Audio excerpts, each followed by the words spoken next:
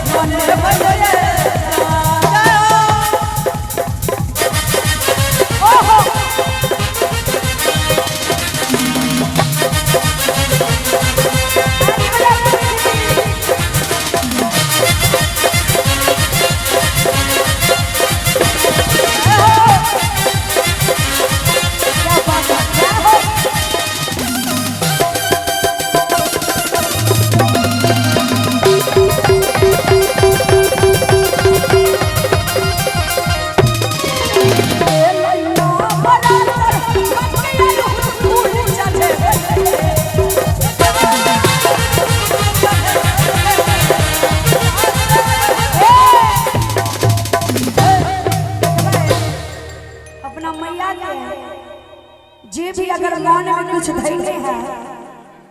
अगर मांगे के हुए तो अरहुल फूल जरूर चढ़ा के माँ के अपन मन के बात अगर कह देवे तो जरूर पूरा हो छै जे कि हमरा भेल छै तै हम सबसे बतबै छी जे चीज मांगलो हन माँ से वो हमरा जरूर मिललै तै दुआरे वह पर हम गीत बनेलो जहिया हमर मन पूरा भ गेलै तै दुआरे कहै छै कि ये लैना बरातर माँ के अरहुल फूल चढ़े रे जान रे अरहुल फूल चढ़े रे जान रे जान जग जननी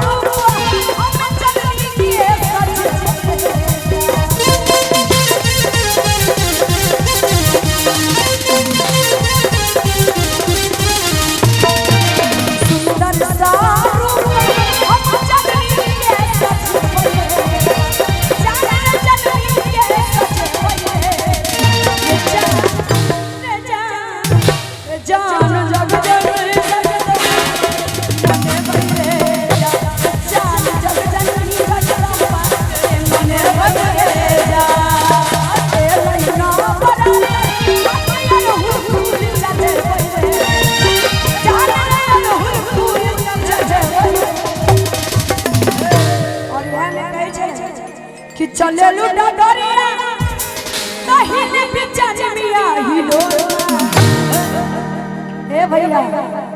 देखा तानी हो कि चले लूटा गरिया ए भैया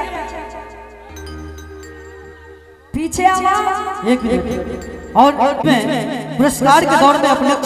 श्री श्री 108 दुर्गा पूजा समिति ब्रह्म स्थान चौक पिरहौली के अध्यक्ष महोदय श्रीमान सुहास कुमार यादव जी जिनका सदस्य शानदार 1151 रुपया के पुरस्कार से हमारा समस्त टीम के सम्मानित केला। बहुत बहुत धन्यवाद हमारा समस्त टीम की ओर से। कैसे हिलोर मारी लावा कबा कि चले लूटा गरिया हिले बिचारे में हिलोर चले लूटा गरिया हिले बिचारे में हिलोर हिलोर हिलोर कैसा जाए कैसा जाए हिलोर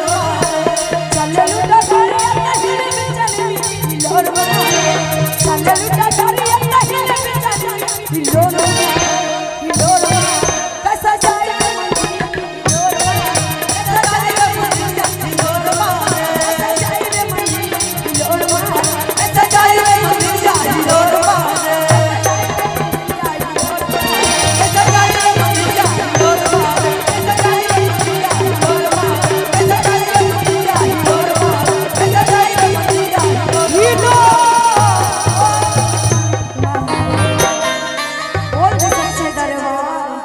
जय हो।